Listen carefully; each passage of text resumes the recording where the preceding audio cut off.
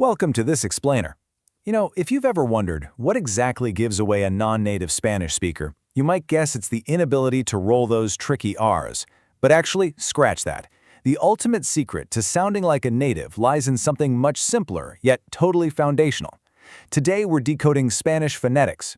We're going to see exactly why mastering just 5 pure vowels matters so much for dividing words, and how that perfectly sets us up to follow what's known as Dumar's golden rule of accentuation.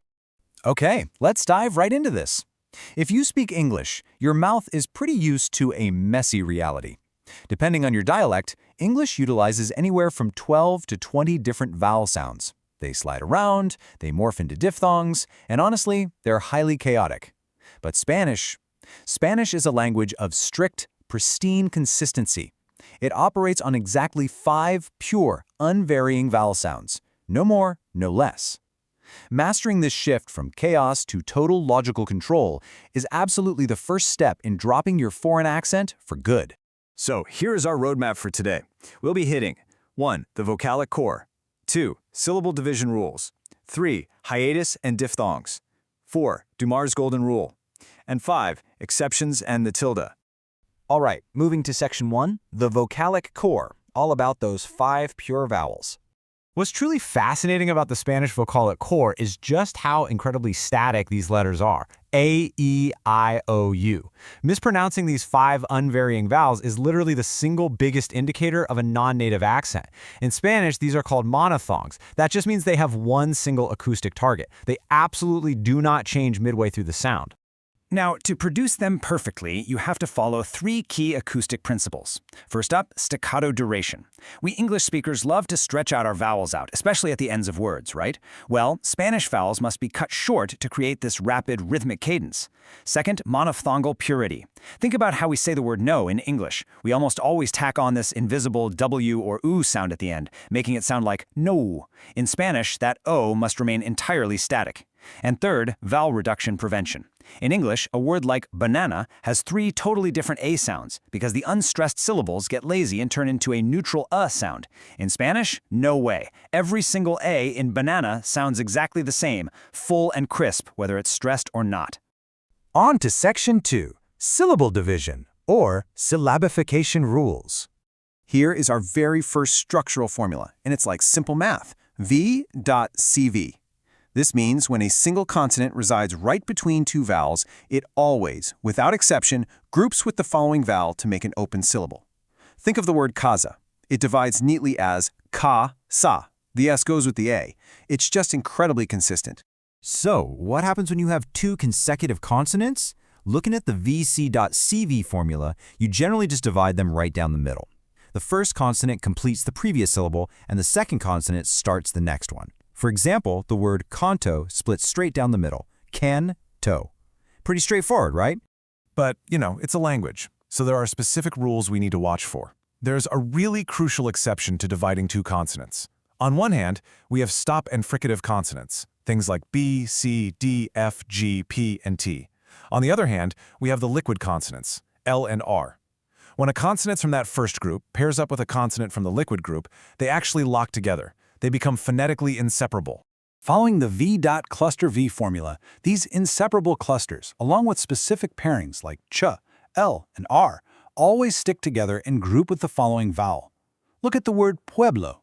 You don't split the B and the L. It is divided as pue-blo. Understanding this is absolutely key because misdividing a word means you won't know where to put the stress later on. Let's move to section 3, hiatus and diphthongs, exploring vocalic clusters. Spanish categorizes its 5 vowels into 2 strict camps. First, we have the strong or open vowels, A, E, O. To actually say these, your mouth has to physically open wider. Then we have the weak or closed vowels, I, U. Your jaw is much more closed when pronouncing these ones. The crucial point here is what happens when these vowels bump into each other in a word. If 2 strong vowels sit next to each other, they clash. They create what's called a hiatus, and you must split them into separate syllables. For instance, the word teatro splits into te-a-tro. But if a strong vowel pairs with a weak vowel, or two weak vowels pair up, they form a diphthong. They basically become best friends and stay in the exact same syllable, like in aire or ciudad. Section 4. Dumar's Golden Rule and how to predict word stress. Okay, here's the major payoff. Dumar's Golden Rule is an incredibly elegant rule of thumb designed specifically to help non-native learners master stress mechanics without memorizing thousands of individual words. It groups word endings together to predict natural phonological stress.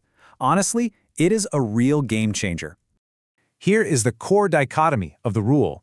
If a word ends in a vowel, or the letter N, or the letter S, then natural spoken stress falls on the penultimate, or second-to-last syllable. But if a word ends in the consonants R, D, L, J, or Z, the stress naturally pushes all the way to the ultimate, or final syllable. This simple grouping of consonants and vowels takes what usually feels like the absolute chaos of language and turns it into a logical, highly predictable system. Word ends in a vowel, boom, stress the second-to-last syllable, like casa. Word ends in an R, stress the last syllable, like amor. It's just beautiful math. And finally, Section 5, Exceptions and the tilde, for when words break the rules. So the written accent mark in Spanish, known as the tilde, isn't just a random decoration. It's actually a highly specific signpost. It's used purely to mark exceptions to Dumar's rule. If a word ends in a vowel, we expect penultimate stress, right? Like hablan. But if the word is café, the stress is on the end, breaking the natural rule, so it needs a tilde. Same goes for the other group. And any word that places stress on the third-to-last syllable, the antepenultimate, like página, always requires a tilde because it completely falls outside that natural two-syllable stress window. Now, why does this matter so much? Well, this rule is completely non-negotiable because stress carries a massive grammatical load. Just listen to the spoken difference between jodo and jodo. The first naturally follows the rule, meaning I cry in the present tense. But you slap a tilde on that final O, shifting the stress, and suddenly you are saying he or she cried in the past tense. Misplacing your emphasis doesn't just give you an accent, it entirely changes the verb tense and the person you are communicating. The tilde actually has one final superpower I want to point out. Remember our weak vowels, I and U?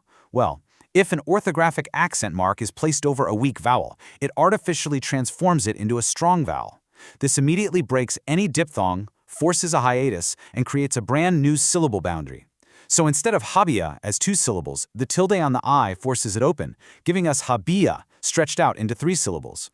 Let's do a quick recap of the incredible scaffolding we've built today. Step 1. You must master the 5 pure, unvarying vowels. Keep them staccato, pure, and unreduced. Step 2. Use those vowels and consonant rules to precisely divide words into syllables. Step 3. Look at the final letter of the word and apply Dumar's Golden Rule to find the natural stress. It is a perfect logical progression from the tiniest phonetic unit all the way to complete word mastery. So, I want to leave you with this question. Are you ready to stop guessing your pronunciation and start applying the predictable, mathematical logic of Spanish phonetics? The next time you see a new Spanish word, don't just guess how it sounds. Break it down, apply the rules, find the stress. Thank you so much for joining me for this explainer, and I really hope you take this framework and use it in your very next conversation.